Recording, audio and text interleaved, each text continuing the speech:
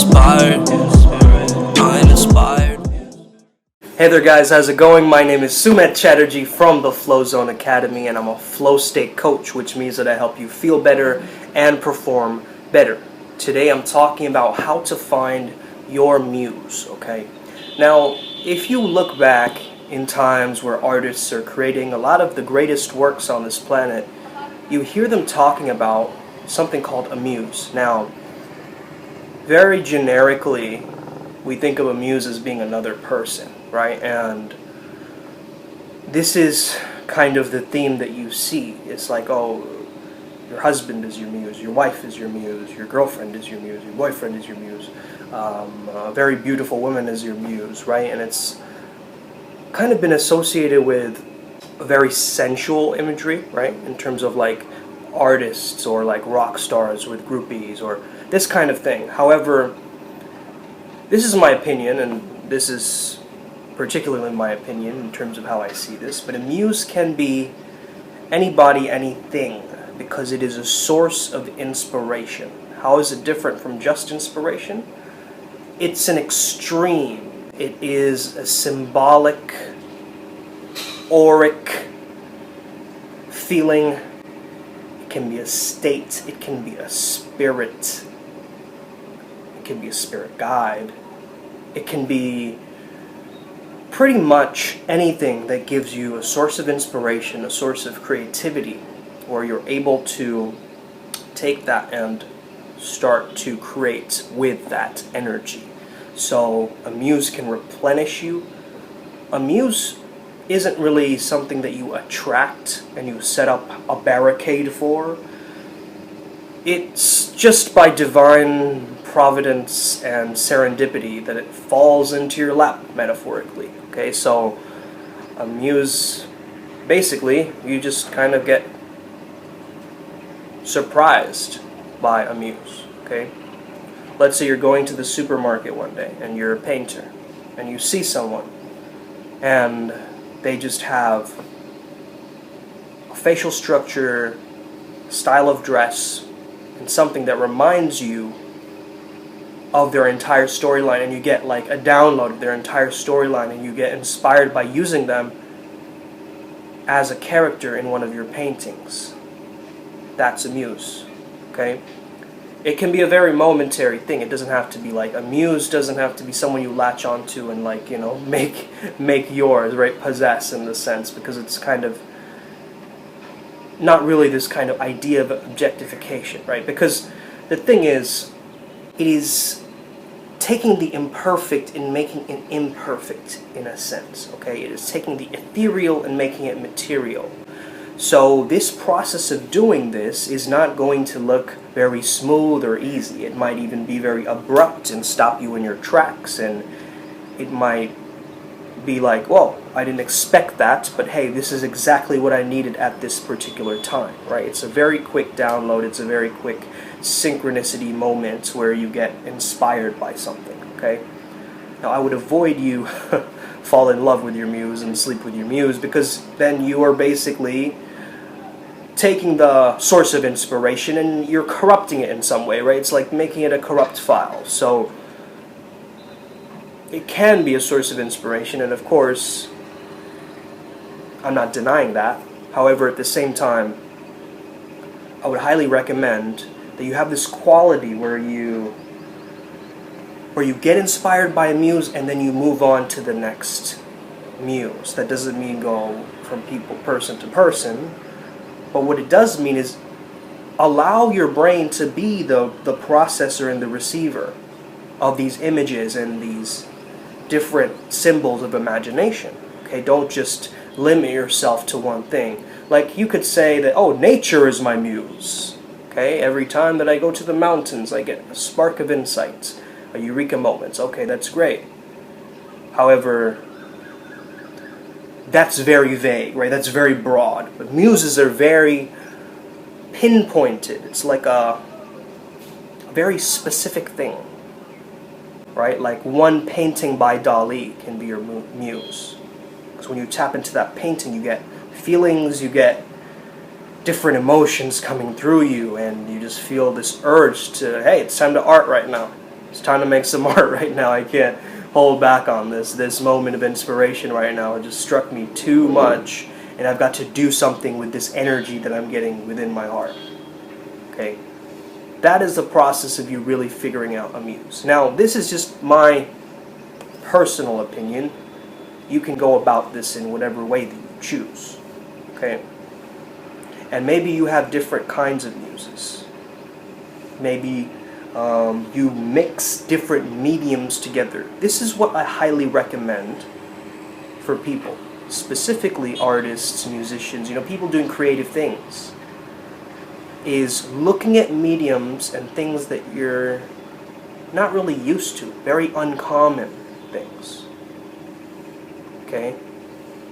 I mean, hey, sometimes while doing some math, I get an idea. Sometimes while reading a random book from an area that I'm not really interested in, right? I don't read any, maybe it's not a personal development book, maybe it's just a random book that I found, or it's a comic, or like it's a picture book for kids, something like that, right? And you suddenly go through it and you're like, wow, I never saw it in this way. And you see the word, right, museum. I wonder if there's a link there, right? Amusement park, right?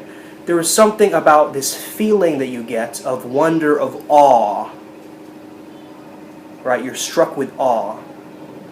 That, wow, this thing really got me out of my writer's block. This thing helped me with my creative potential. Okay? What prevents a muse from showing up in your life is you not acting on the resistance that you feel. Okay? Stephen Pressfield calls it this, resistance, in the book The War of Art, which I'm revisiting again. And if you feel a fear towards doing something, if you feel that you're scared to make a new video or start a new business or approach a beautiful man or woman or do something in your life where you know it's going to have a direct impact to your success, or you have a fear of failure, right?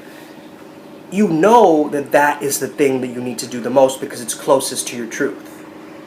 Okay, and this is how Stephen Pressfield words it, is the bigger the resistance, the more of a growth it will be in terms of your soul's evolution, right?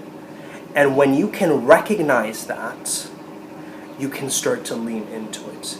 Now, of course, everyone lives behind this mirage that they're not scared. Okay? If you go out with some friends and you're about to approach a woman, right, they might go, oh, it's not the right time. Yeah, but she's with her friends. Oh, that's probably her boyfriend sitting with her. Oh, yeah, no, she's not really my type. Thousands of rationalizations and excuses show up. But you go out thinking, hey, it's going to be easy, right? Yeah, a normal day. But then your mind gets in the way. The resistance starts to grow and grow and grow and grow, right? And so this is what stops the muse from actually showing up, is this rationalization, excuses, being in the fear, like feeling the fear and not acting on the thing, right? Just staying in the fear, right? The example, one of the dating coaches I work with, Yadvir, who's in the video here on this channel as well. You're holding a bouquet of your desires and a bouquet of your fears, right? You got to drop the bouquet of fears and go into your desires, right? Can't have them both and have this kind of split mind, like feeling of analysis paralysis, and just keep you like in that perpetual state of something is about to happen, creating anxiety. Okay, so this decisiveness element is really important in terms of you getting closer and tapping into more of a muse. Yes, this is a process of feeling the fear and doing it anyway. Okay, because right before we're about to do something important, right? Oh, I'm going to propose to her, right? Oh, I'm about to get the job. I'm just waiting on the letter from the university, right? These little important moments of our life, we feel that resistance, right? This is how you know that resistance shows up in very important highlight reels or peak performance moments of our lives, peak experience moments of our lives, right? And so once you know that, you can actually surrender to that. The moments where you do feel this urge or this resistance or this feeling of tension, lean into it, lean into the edge, and allow it to guide you, almost show you what the answer is. I know that this semen retention journey, I mean, I've had so much resistance to it, but I know that it's going to bring me the most fulfilling results. And I'm scared of it. I don't know what's going to happen, but that is what is going to give me that laser focus and that ferocity and the ability to just move forward from there. Guys get what I'm saying here? So the muse is ultimately any source of inspiration. It can be an object, it can be a symbol, it can be a book, it can be a man or woman, it can be a cloud, it can be an aspect of something that you watched, right? It could be an anime that you watched and paused. Hey, that one particular scene where that character goes like this, that's my muse right now. I'm going to use that and tap into that great feeling of overwhelm and intensity from that one scene and apply it into my artwork, apply it into my craft, apply it into what I'm good at, what I'm an expert in, what my field is in, what my niche is in, okay? So this is very applicable to anybody who wants to get creative, wants to just tap into that energy. And if you are seeing that and applying that, you will notice it is that feeling of like, I'm about to, jump out of a plane right now. Okay, that feeling. However, you know that once it's done, you're going to refer back to that memory for ages and ages and ages. And it's going to be there in the imprint of your Akashic Record storyline. Okay, so make sure that when you feel the fear, you lean into it. You allow whatever comes up to come up. And you do it anyway. And I want you to just, when you get that feeling, when you get that urge, when you get that inspiration, to act on it. In the first 5 seconds, it's going to go away, right? It's temporary, that little spark of insight. Okay? It's like you're hit with the Cupid's arrow, or you're hit with a sudden shock or a satori, right? When you get that experience from the muse, you understand that, okay, this is a powerful element. And even getting inspired by something, it's the magic of the muse is that it's unattainable. It's a figment. It is a feather. It is a constant divine thing, right? It's a very sacred thing. So if you make it more human-like and kind of get to that point, I understand the authenticity element is very important in terms of the muse, because the authenticity removes all competition. If you show up as yourself, you end up being the type of person that you know you are at your best, at your higher self, okay? So this is what I have to say about the muse, guys. It's an amusing topic, and I highly recommend. Well, there's just a fly that just landed on my iPad camera right there. I don't know if you guys heard that buzzing. Interesting. And so think about this. Really start to wonder and ponder about, what is my muse? What is this ability that I have to tap into this energy? And how can I use it quite rapidly into my work, into my craft in some way? And this kind of searching for your muse and being able to apply the energy that that muse is giving you into your artwork is going to be a wonderful and magical process of your soul's evolution. Have an amazing day. May the flow be with you, and stay legendary. I'll see you next time. Boom.